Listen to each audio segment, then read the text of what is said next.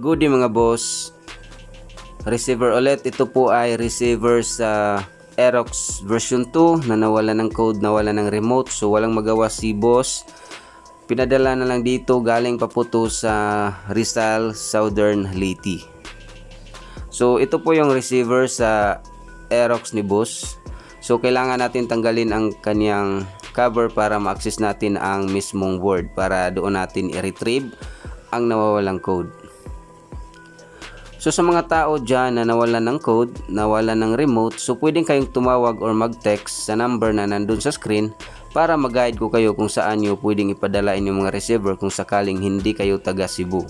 Or mag-PM sa ating Facebook page sa Remsfix Garage. So ayan, natanggal ko na ang takip sa kanyang board. At isalpak na natin to sa tools para mag-start na tayong mag-retrieve sa nawalang code.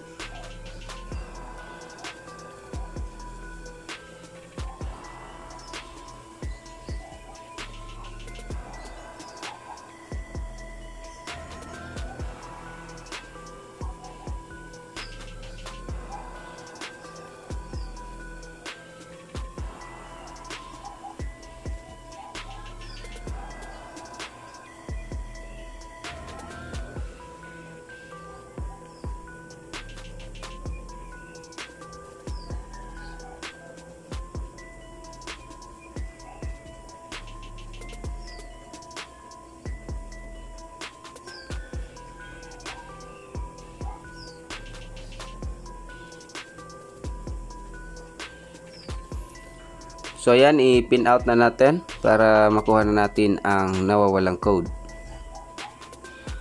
So ulitin ko, kung hindi kayo taga Cebu at nawalan kayo ng code, nawalan kayo ng remote, pwede kayong tumawag or mag-text sa number na nandun sa screen para mag-guide ko kayo kung saan nyo pwedeng ipadala inyong mga receiver kung sakaling hindi kayo taga Cebu. Or mag-PM sa ating Facebook page sa Remsfix Garage.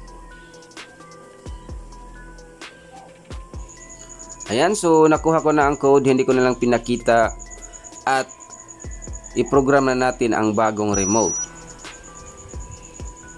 Ayan, so processing na po ang ating tools, at pagkatapos ma-input lahat ng code is mag-successful po yung pag-activate natin sa bagong remote.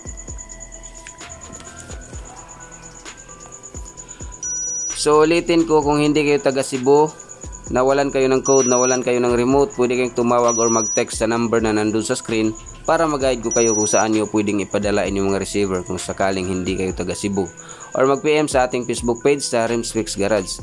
Ang Remsfix Garage is merong dalawang account. Ang main account is merong followers na 1.5, at ang isa naman, ang aking page is 100 plus yung kanyang followers. So kahit saan sa dalawa is makatanggap ako ng chat or message, kahit saan sa dalawang page ang i-message nyo. Okay?